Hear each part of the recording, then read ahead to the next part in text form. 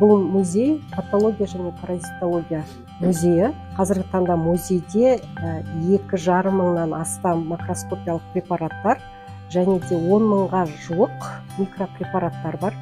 Студенттер патологиялық анатомия жануарлардың пәнінен өздері сояды. Алынған ішкі мүшелердің барлығын осылай макроскопиялық препараттар жасайды.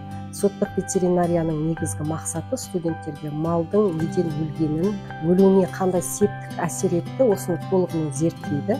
Сараптама жүргізіп, өздері сойып зерттеп, малдың өлім себебін анықтау болады.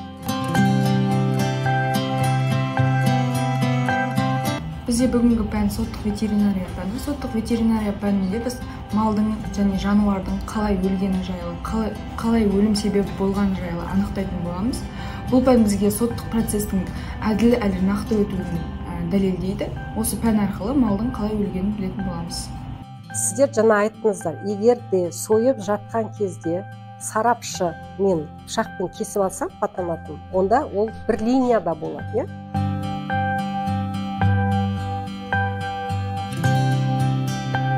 Бүгінгі қоянның өлу себебі ол, яғни кенеттен өлім болған, механикалық шок алған, жүрегі ұлғайған, өкпесінде ауа қалып қалған, бұл жерде біз зәрінің жіберіп қойғанын байқаймыз. Қоянның өлуінің себебін біз механикалық шок деп есептейміз.